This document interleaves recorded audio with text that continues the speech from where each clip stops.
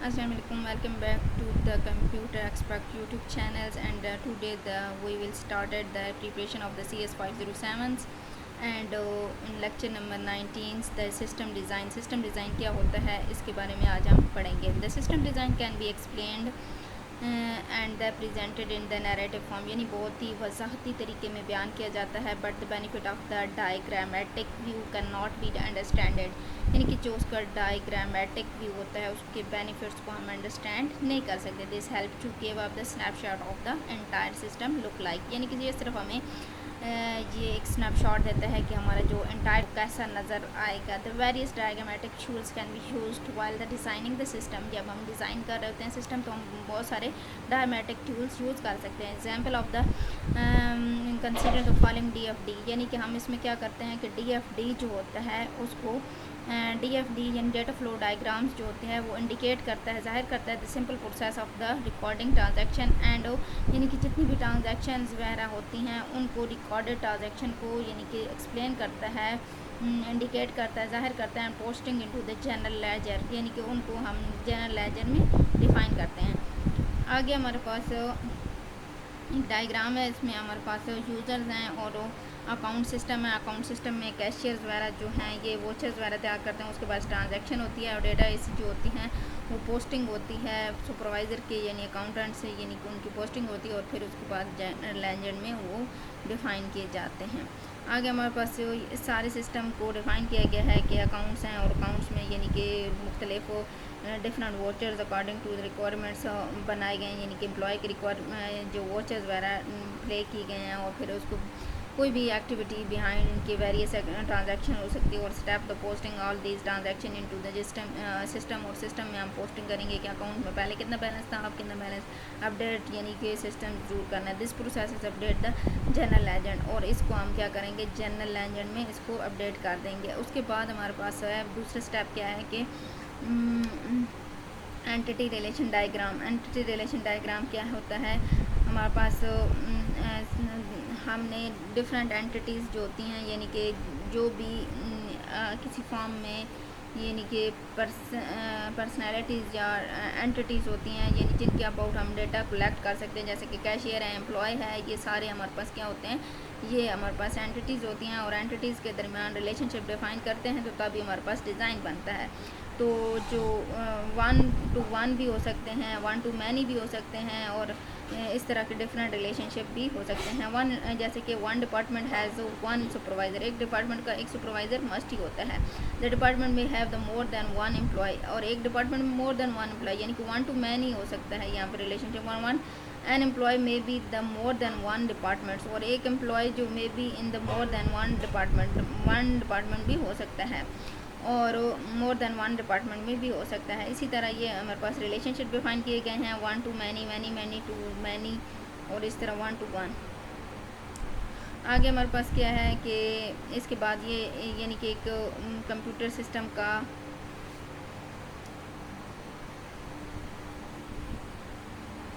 Define किया गया है कि ये हमारे पास एक होटल की रिजर्वेशन का सिस्टम है. यहाँ पे यूज़र आईडी है, ये यूज़र रूम के रिलेटेड जो डेटा है ये इस फील्ड में पड़ा हुआ है, और यहाँ पे हमारे पास यूज़र से रिलेटेड इसमें इस कॉलम में पड़ा हुआ है, सेक्शन से रिलेटेड, और जो रिजर्वेशन का टेबल है वो ये है. तो इसमें हमारे पास ये सारे डेटा वगैरह स्टोर किए गए हैं अलग अलग से. और जब हमें यूज़र आईडी चाहिए होगी तो हमने कहाँ से लेना है, यूज़र की इन्फॉर्मेशन अगर हम चाहिए तो हम यहाँ से लेंगे.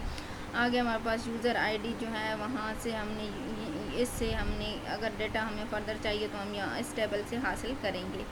आगे हमारे पास इसके आगे यही लिखा हुआ है कि वेरियस रिकॉर्डेड हमने कैपिटल रखी हुई हैं हर एंटिटीज़ के according.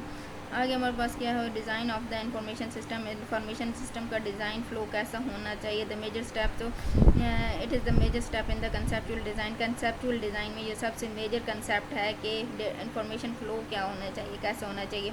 The flow of the data information and transformation points, यानी कि हमने फ़्लो डिफाइन करना है कि यानी डेटा किधर से किधर जाएगा, यानी कि अब किस एंटिटी के साथ रिलेशनशिप होगा और डेटा फ़्लो किस तरह करेगा.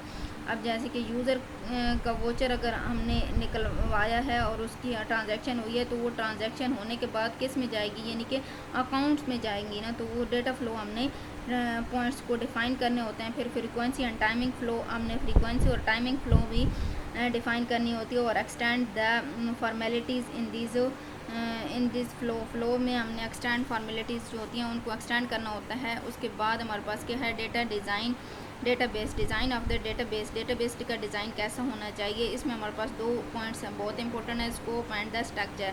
यानी कि सबसे पहले कि स्कोप क्या होना चाहिए, डेटाबेस का अगर स्कोप क्या है कि क्या अगर एक ही अगर कोई फार्म है या उसका अगर एक ही यूनिट है, यानी कि उसका सिर्फ एक ही कैंपस है, तो वो क्या होगा कि उसका डेटा जो होगा वो लोकल होगा, ग्लोबल नहीं होगा। लेकिन अगर उसके बहुत सारी कोई यूनिवर्सिटी है, उसके बहुत सारे कैंपसेस हैं, तो वो अगर जैसे कि कोई भी ऑर्गेनाइजेशन है, उसके डिफरेंट यूनिट्स जो हैं वो क्या है, इंटरडिपेंडेंट्स हैं, वो एक दूसरे पर डिपेंड कर रहे हैं। तो उसका जो होगा डेटाबेस होगा वो हाई होगा, यानी कि लोकल नहीं होगा बल्कि ग्लोबल होगा। The database is has been the global, और वो ग्लोबल आ जाएगा in order to prevent the sub optimization of the sub unit, उनको सब यूनिट को करने के लिए। और it is as become the global and the cost of the maintenance enhance, अगर वो डाटा जो होगा वो ग्लोबल होगा तो उसकी जो कॉस्ट ऑफ द मेंटेनेंस है वो क्या हो जाएगी, ज़्यादा हो जाएगी।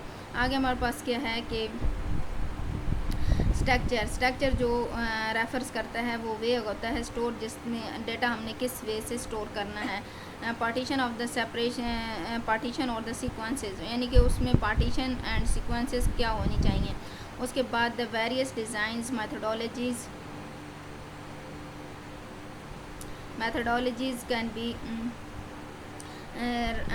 to the way that is the store methodologies can be used for the devising a suitable structure in the accordance with the need of the organization and the new system, यानी कि हमने methodologies वही apply करनी है, वही structure apply करना है जो हमारी नीड ऑफ ऑर्गेनाइजेशन को फुलफ़िल करें और उसके मुताबिक हम करेंगे। Design of the user interface को डिज़ाइन करने के लिए हमारे पास कैसा होना चाहिए, यानी कि इंटरफेस कैसा होना चाहिए। इसमें हमारे पास हम डिटरमाइन करेंगे कि way of the information system will interact with the user, यानी कि किस तरीके के किस रास्ते से हम यूज़र जो होगा उसके साथ इंफॉर्मेशन सिस्टम के साथ इंटरेक्ट करेगा। The sources document is capture raw data, यानी कि इसमें हमारे पास डेटा जो है सोर्स डॉक्यूमेंटेशन, यानी कि जो सोर्सेज डॉक्यूमेंट्स हैं उनको हमने किस तरह रिप्रेजेंट करवाना, हार्ड कॉपी आउटपुट रिपोर्ट्स को कैसे यानी कि शो करवाना है, स्क्रीन लेआउट को कैसे करना है, इंक्वायरी स्क्रीन को कैसे शो करना है। आगे हमारे पास तो interrogation language for the database, यानी कि इंट्रोगेशन लैंग्वेजेस कौन कौन सी हैं जो कि डेटाबेस के साथ इंटरेक्ट करेंगे। ग्राफिकल कलर्स एंड डिस्प्ले, यानी कि ग्राफिक्स और कलर और डिस्प्ले कैसे होने चाहिए। अगर voice outputs and guidance users to answer the queries, यानी कि अगर हम कोई उसमें वाइड्स थोड़े बहुत यानी क्लिप्स रखें कि वो यूज़र को आंसर्स की क्यूरीज़ को यानी कि वो आंसर्स कर सकें, तो इस तरह के भी होने चाहिए ताकि यूज़र को सही से समझ आ सके कि ये क्या है, इंटरफेस क्या बता रहा है। द स्क्रीन लेआउट, यानी कि उसका जो स्क्रीन लेआउट है, manipulation of the lights pen and the mouse, यानी कि उसमें हम क्या करेंगे कि हम लाइट पेन यूज़ करेंगे या माउस यूज़ करेंगे। आइकन पिक्टोरियल रिप्रेजेंटेशन, उसमें आइकन्स होंगे कि नहीं होंगे, इस तरह की जो हमारे पास डिफाइन करेंगे। आगे designing the process being is the satisfying the system user and then the identifying their needs. आगे मेरे पास क्या है कि ये उसके अकॉर्डिंग यूज़र के अकॉर्डिंग होनी चाहिए और उसकी नीड्स को फुलफ़िल भी करेंगे। New user dealing with the system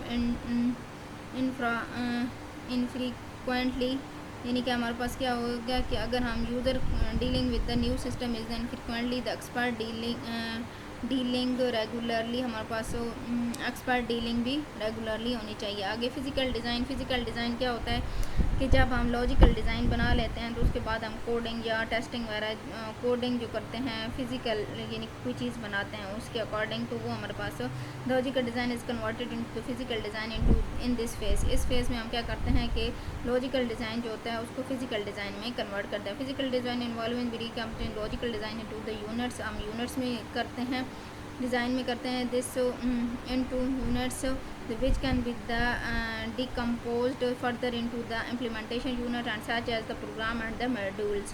यानी कि ये हमारे पास इसमें क्या होगी, इम्प्लीमेंटेशन होगी। इम्प्लीमेंटेशन यूनिट्स है जिसमें प्रोग्राम और मॉड्यूल्स वगैरह बनाए जाते हैं। आगे हमारे पास है design of the hardware and software platform, यानी कि इसमें हम ये भी करते